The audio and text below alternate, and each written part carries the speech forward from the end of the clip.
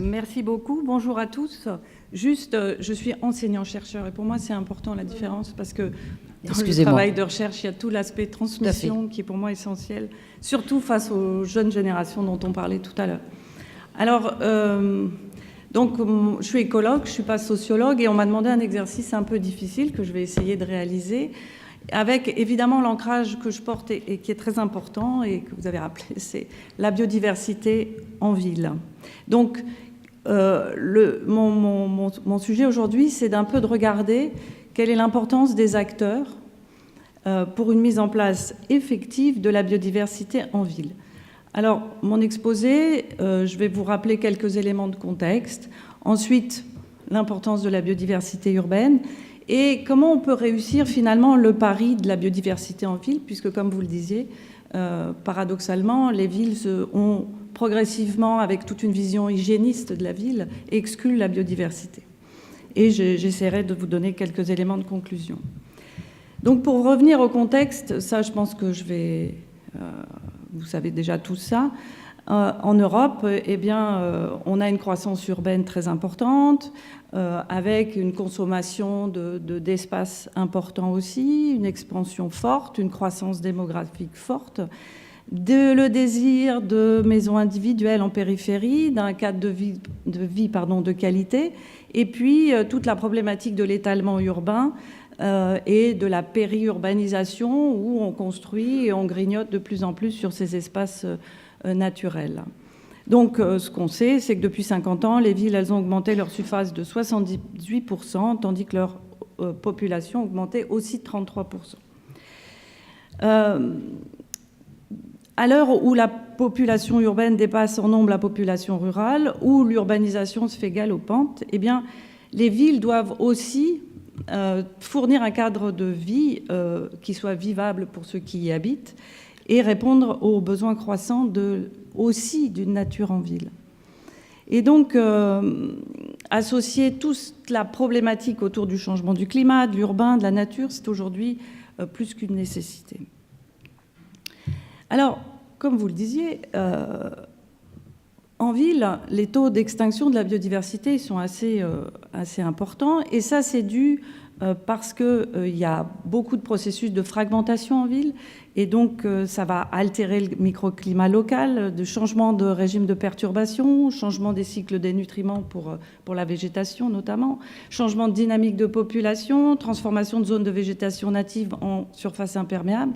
Et donc, cette biodiversité, elle se retrouve de plus en plus isolée, de plus en plus dans des petits espaces où l'interconnexion n'existe plus. Et pourtant, cette biodiversité, même dans ces espaces réduits, eh bien, elle est particulière.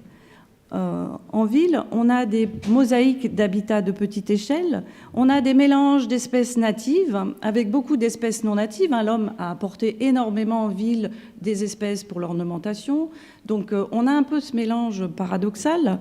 Il y a une très forte influence humaine dans cette nature en ville.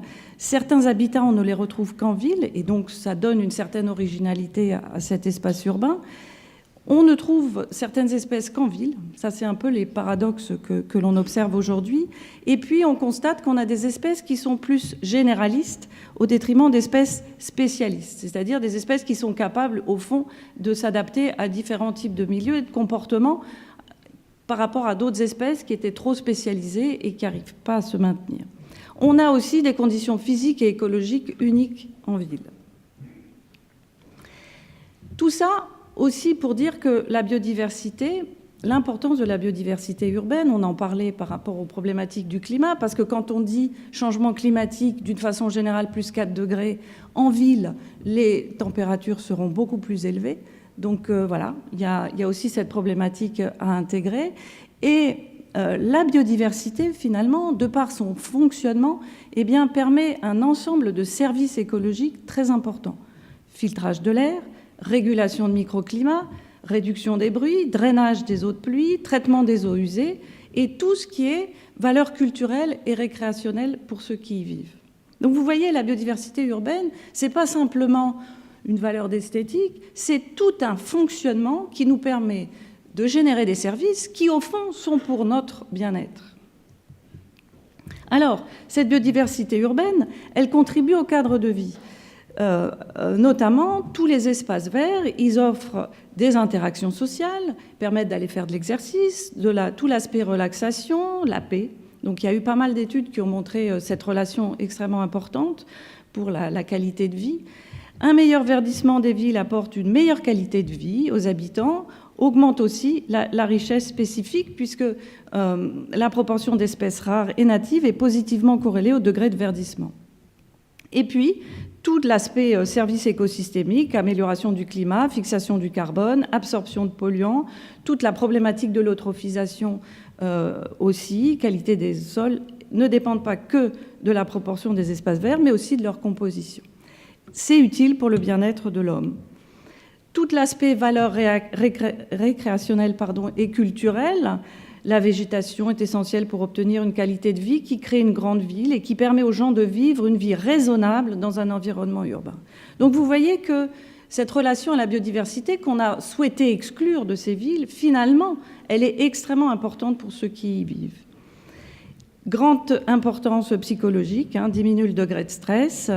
Il y a des études qui ont montré que face à un parc, une guérison de 10% plus rapide et 50% de médicaments antidouleurs en moins. Vous voyez en plus l'aspect santé. Donc on est bien sur le bien-être physique et psychologique des citadins. C'est aussi la seule biodiversité que beaucoup de gens connaissent.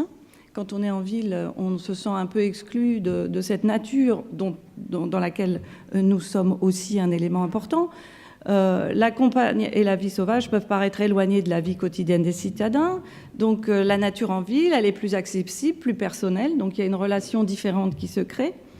L'intérêt des gens à la question environnementale est fortement influencé par leur expérience quotidienne de la nature. Donc le contact avec la nature, notamment quand il est fait quand on est plus jeune, semble influencer un comportement positif envers l'environnement. Donc, tout ça pour vous dire qu'il est extrêmement important, si vous ne le saviez déjà, de conserver la biodiversité en ville pour conserver une biodiversité globale. Et dans la biodiversité globale, je nous inclus bien évidemment. Alors, il y a de la biodiversité en ville, elle est particulière. L'aspect fragmentation est problématique pour le maintien de cette biodiversité. Donc la grande question aujourd'hui, c'est de se dire finalement, il faut réintroduire cette biodiversité en ville. Comment on concilie cette réintroduction avec aussi le fait qu'il y a un certain nombre d'habitants, qu'il y a des constructions. Donc comment on peut réussir aujourd'hui le pari de cette biodiversité? Au fond, les écologues se sont un peu posé la question de déjà comment on aménage les villes pour des systèmes écologiques durables et fonctionnels. Et là, il y a un ensemble de concepts clés aujourd'hui qui sont bien connus et bien travaillés, notamment de se dire que finalement, au lieu de raisonner sur des espèces, on va raisonner sur des processus. C'est-à-dire que ce qui nous importe, c'est d'avoir la réalisation de ces processus plus qu'une somme d'espèces qui serait là sur un site. Processus, c'est-à-dire avoir un service de pollinisation, par exemple, avoir des décomposeurs du sol. Et ces processus sont extrêmement importants pour un maintien général de cette biodiversité. L'idée aussi, c'est de se dire que maintenant, il faut optimiser les services, puisqu'ils sont en lien avec notre bien-être, rendus par la biodiversité. Et pour ça, les écologues le savent bien, l'idée, c'est de proposer des habitats diversifiés, c'est-à-dire qu'on ne va pas mettre de façon uniforme des parcs de même composition sur tout l'ensemble urbain. Non, l'idée, c'est de diversifier en mettant, des parcs, mais aussi des forêts, des alignements, des jardins, etc. Donc l'idée d'une diversification. Et intégrer aussi des toits végétalisés, ça c'est aussi important dans l'ensemble des espaces verts. Tout ça pourquoi? Parce que ça permet à la nature de s'adapter, d'être résiliente et autonome. Et le côté autonome est très important parce qu'on est dans quelque chose d'une auto-organisation qui évite qu'à chaque fois, on soit obligé de ramener des espèces pour qu'elles se maintiennent. La nature, elle sait faire sans nous. Et si on lui offre un cadre dans lequel elle peut réaliser l'ensemble de ces processus, elle le fait sans nous, et donc à moindre coût pour nous, et de façon plus efficace que ce que nous pourrions faire. Donc, voilà, c'est ce type de réflexion qui sont beaucoup de bon sens, c'est on aménage une ville qui peut être résiliente avec une capacité d'auto-organisation de cette biodiversité. avec aussi une réflexion à l'échelle du paysage, en essayant de construire des corridors écologiques de qualité derrière ça. Un concept que j'aime bien remontrer à chaque fois, parce que finalement, c'est encore du bon sens, c'est ce que Kolding, qui est un chercheur écologue urbain suédois, appelle Ecological Land Use Complementation, c'est-à-dire que finalement, les différents espaces verts urbains peuvent interagir en synergie pour soutenir la biodiversité lorsqu'ils sont agencés dans des conditions différentes. C'est ce que je disais. Le fait qu'on soit dans des habitats un peu diversifiés permet un maintien de l'ensemble de cette biodiversité. Et ça permet évidemment une amélioration des services écosystémiques grâce à une meilleure structuration des habitats et à une réflexion à l'échelle de la ville, voire au-delà. Donc vous voyez sur le schéma, eh bien, au lieu de répartir de façon un peu aléatoire les espaces, on peut les raisonner pour permettre aux espèces de réaliser leur cycle de vie, pour permettre aux espèces de disperser, voilà, pour permettre tout simplement aux espèces d'avoir leur propre cycle de vie, leur propre maintien. Donc, on est face à une recherche qui a pas mal avancé là-dessus, donc on a de plus en plus des idées d'aménagement qui sont utiles à la fois au développement humain et à la biodiversité elle-même, et donc, comment maintenant, ça c'est toute la question, on va les mettre en œuvre de façon effective, sachant qu'on a une énorme inertie à tous les niveaux. Très difficile de changer l'espace urbain en faveur de l'environnement. La gouvernance des villes connaît une inertie institutionnelle qu'on doit changer. Et puis, il y a aussi une inertie sociale énorme parce qu'il y a une méconnaissance complète du lien à la biodiversité, puisque dans le concept même de la ville, on a dit la biodiversité, elle est hors des villes, elle n'est pas dans les villes. Donc, finalement, on est dans un système de blocage sur lequel il faut avancer. Parce que je pense qu'il y a un intérêt énorme à concilier une biodiversité urbaine et un aménagement urbain. Et donc, une idée, ça serait de se dire, est-ce qu'on ne peut pas repartir de la base et faire en sorte que les citoyens, ceux qui vivent dans les villes, puissent être eux-mêmes ces forces d'action à leur échelle. Et donc, il y a 4 étapes qui sont possibles, graduelles, pour chaque acteur. Ce que j'ai appelé le lien de dépendance à la nature qu'il faut complètement revisiter, le lien social à redécouvrir dans un contexte lié à la nature, une co-construction d'aménagement par le collectif et, au plus loin, une vision sur le long terme, ce que j'ai appelé la résilience cognitive. Donc je vais revenir sur ces 4 étapes pour vous montrer que même à une toute petite échelle, on peut déjà faire beaucoup. La première étape, c'est celle, finalement, de comprendre ou de revisiter profondément nos liens de dépendance à la nature. Et bien ça passe par la pratique de chacun. C'est-à-dire que nous, chacun, citoyen, eh bien on peut revisiter ce lien à la nature, finalement, qu'on a complètement exclu de par nos modes de vie.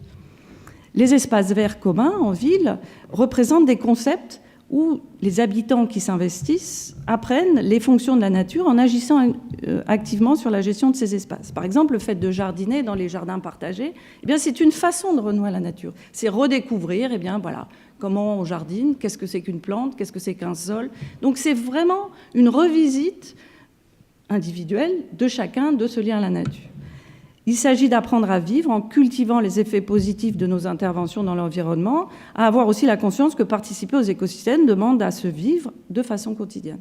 Donc ça, les sociologues sont d'accord là-dessus, que vraiment une des premières étapes, mais même quand on n'a pas de jardin, sur son balcon, cultiver des plantes de tomates, eh bien déjà c'est un premier regard sur la nature, sur une observation de ce lien. Donc ça, c'est pas grand-chose, mais c'est déjà énorme. Après, effectivement, c'est le fait de se retrouver dans un collectif, c'est-à-dire le fait d'être dans un jardin partagé et de renouer avec le voisin du jardin partagé à côté, ben c'est aussi une façon d'aller vers ce pari de la biodiversité en ville. Berndt, pour les jardins de Berlin, disait « Les personnes interagissent comme ils jardinent et l'engagement mutuel est ce qui crée cette communauté de pratique, quelles que soient les origines de chacun. » C'est-à-dire que finalement, il y a des échanges, on va échanger des graines, on va échanger des savoirs, on va échanger, et on va faire ce lien social énorme. Et comment il passe, ce lien social? Par le biais de l'espace naturel. Donc voilà, ça c'est une deuxième étape qui est intéressante et qui permet, au-delà de renouer avec cette biodiversité, eh bien c'est renouer aussi le lien social. La troisième étape, qui est plus engagée, c'est de se dire que finalement, eh bien, par le travail collectif, on peut co-construire des orientations, des aménagements, des propositions, voire être dans le processus même de décision de l'aménagement en question. Alors, je vous parle de New District. Pour ceux qui seront là demain, il y aura un atelier avec New District, donc pour vous représenter un peu ce que je suis en train de vous dire. Et l'idée, c'est de mettre autour de la table des parties prenantes. Donc, on a une sorte de diversité culturelle autour de la table qui vont partager une valeur commune. Et moi, ce qui nous intéresse ici, c'est la biodiversité. Donc voilà, ensemble, on a envie de faire ce pari de la biodiversité. Comment on est très différents chacun, avec chacun des objectifs différents dans l'aménagement urbain, comment on arrive à composer ensemble pour cette biodiversité. Donc, le fait d'être en collectif, il va y avoir un apprentissage beaucoup plus grand, puisqu'on va découvrir les contraintes de l'autre. Capacité adaptative, c'est-à-dire qu'à un moment donné, eh bien, on va comprendre l'autre, et donc on va être force d'adaptation aussi pour l'autre, et puis une interchangeabilité énorme. Et ça, cette co-construction, alors ça paraît peut-être irréaliste, moi j'y crois sincèrement parce que je pense que, et c'est l'exemple que nous vivons dans la chaire même, c'est le partage de compétences, de connaissances, de contraintes de l'autre qui permet de revisiter nos propres orientations. Moi, en tant qu'écologue, voilà, je découvre ce qu'est un aménagement urbain, la difficulté de la construction, voilà, comment on compose. Et le fait qu'il y ait ces échanges de façon constructive permet d'avancer sur ces orientations. Et je pense que c'est vraiment, alors c'est peut-être un engagement utopique, mais je pense que c'est vraiment par là qu'il faut qu'on avance ensemble parce qu'il y a beaucoup de méconnaissances des uns et des autres. Voilà, donc New District est juste un exemple et il y a différentes façons évidemment d'aller vers ça. La dernière étape, qui est peut-être la plus engagée, c'est de se dire que finalement, avoir ensemble une vision sur le long terme, eh bien, c'est essentiel. Parce que, évidemment, si on se réunit ensemble, qu'on construit aujourd'hui, évidemment, il faut que ça dure. Il ne faut pas que ce soit un instant T, on est content, on a échangé. Non, il faut que ça soit quelque chose de volontaire sur le long terme. Et il y a un concept que j'ai repris encore de Kolding qui s'appelle la résilience cognitive. C'est quoi? C'est un processus mental qui est lié à la perception, à la mémoire ou au raisonnement que les personnes acquièrent parce qu'ils interagissent fréquemment avec les écosystèmes et parce qu'ils partagent des expériences avec d'autres, des visions du monde et des valeurs communes. Donc on est vraiment dans cet exercice sur le long terme, c'est-à-dire qu'on partage ensemble un souhait, qui est celui de remettre une biodiversité en ville, par exemple, et de le faire de façon continuelle, parce que ce n'est pas quelque chose qui se fait instantanément. Voilà. Il faut le faire de façon récurrente, de façon quotidienne, pour permettre d'avancer sur quelque chose qui a été vraiment une rupture. Donc on est vraiment sur un changement de valeur complète, individuelle, collective. Donc on est vraiment sur une réflexion du développement durable à long terme. Ça implique un apprentissage social, la mémoire des connaissances, hein, donc c'est le besoin de transmission, et c'est pour ça que je disais que l'enseignement, c'est essentiel, parce qu'il faut transmettre tous ces aspects, permettant d'éviter l'oubli de cette expérience acquise dans les paysages urbains. Donc c'est vraiment une co-construction qui va prendre du temps, mais qui doit se faire et qui se fera à son échelle progressivement. Les défis d'aujourd'hui, c'est construire demain. Alors, on sait que la diversité culturelle, elle est en augmentation dans les villes. On constate ça de façon importante, alors que la biodiversité diminue avec des pertes de services écosystémiques. Par ailleurs, on sait que la diversité biologique, la biodiversité, elle joue un rôle essentiel dans le renforcement de la résilience des écosystèmes. Donc on a besoin aujourd'hui de villes fonctionnelles. Donc voilà, tous les faits sont là pour dire qu'il faut le faire. Je vous dis même d'un point de vue sociologique, d'un point de vue écologique, on a des idées, on a envie de construire. Maintenant, le défi, c'est évidemment de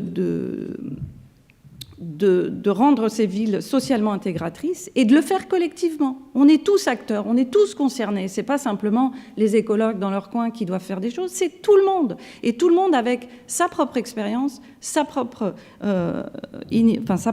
expertise. L'idée, c'est de réinventer des formes d'interrelation qui reconnaissent que la diversité, elle est fondamentale, quelle qu'elle soit. La diversité permet, ce que je disais, une auto-organisation, elle permet une résilience, elle permet une transformabilité, parce qu'on est dans des systèmes, comme vous le disiez, le changement climatique, ça va être brutal, on n'a aucune idée de l'effet sur nous, sur la biodiversité, donc ayons suffisamment de formes différentes pour un maintien et une continuité dans le temps, et qui vont permettre sa mise en œuvre effective et son suivi sur le long terme, dans un cadre qui va être défini par le groupe lui-même. Donc c'est l'objectif ensemble de ce qu'on a envie de construire pour demain. Voilà, merci. Merci beaucoup. Je ne sais pas si vous avez quelques questions peut-être à poser directement maintenant donc à Christine Fascaria, ou si vous voulez qu'on reporte ça en toute fin sur la fin de la matinée. Mais s'il y a des questions vraiment spécifiques, peut-être que vous pouvez les poser maintenant.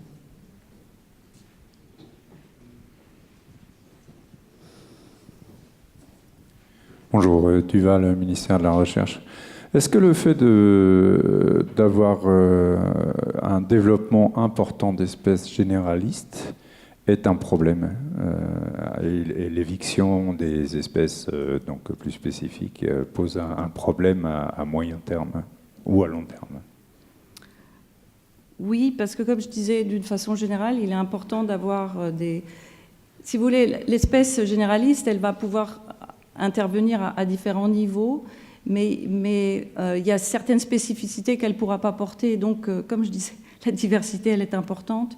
Et d'avoir, d'avoir toujours les mêmes espèces, à un moment donné, il va y avoir un appauvrissement de cette diversité. Et probablement qu'à un certain moment, on n'aura pas la spécificité nécessaire. Je pense à des systèmes de pollinisation, par exemple, qui pourront plus se faire. Et donc pas nécessairement repris par ces espèces généralistes.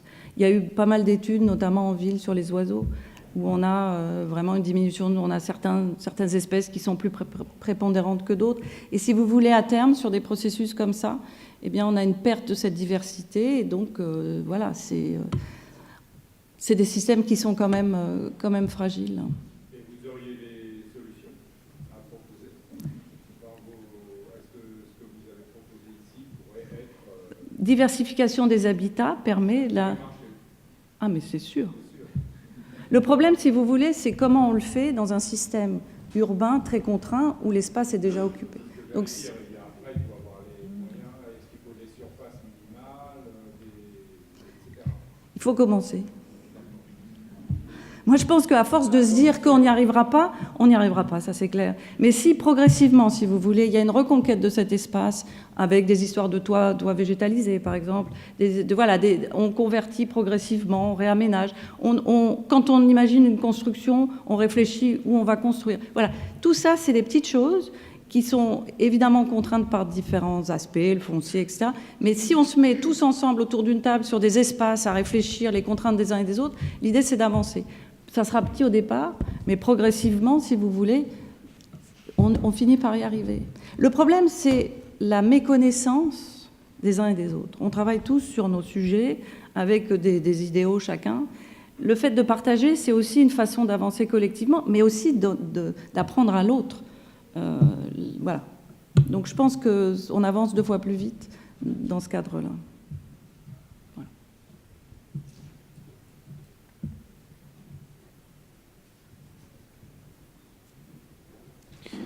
Dominique Taël, chercheur conseil, merci pour votre intervention. J'ai une question, en fait, il ne faut pas oublier que la ville, c'est aussi pas mal de périurbains, de maisons individuelles avec jardin. Et donc, le jardinage, qui est le premier loisir français, n'a pourtant pas empêché une baisse de la biodiversité. Donc, je suis un peu dubitatif dans cette réintroduction du jardin en ville. Là, j'étais dans des espaces très urbains. Oui, justement. Cela Mais dit, est-ce que c'est pas, est-ce qu'il ne faut pas aller plus loin? Oui. Parce qu'en fait, là, c'est un rapport à la nature domestiquée. Oui. C'est quelque chose qui a commencé il y a 10 000 ans avec l'invention de l'agriculture. Est-ce qu'il ne faut pas aller plus loin et interroger le rapport à la nature sauvage? Tout à fait. Mais Il y a tout l'aspect sciences participatives, dont je n'ai pas parlé, où on apprend aux gens à reconnaître des espèces, voilà, des papillons. Et puis finalement, de se poser la question, finalement, ça sert à quoi un papillon? Et puis tiens, il y a pas mal de papillons différents, ça sert à quoi? Je veux dire, c'était un focus que je voulais faire. Évidemment, il est plus général. Évidemment, il passe par des collectifs sur les espaces naturels, sur les friches, sur plein de choses. Ce que je voulais juste dire par là, c'était que je pense pas aux gens qui ont leur propre jardin, mais des gens qui vivent dans des milieux très urbains, coupés complètement de cette nature et qui n'ont même pas idée de ce qu'elle représente. Je pense à des... On fait souvent on participe dans la fête de la science et on voit arriver des enfants qui ne savent même pas ce que c'est qu'une grenouille, par exemple.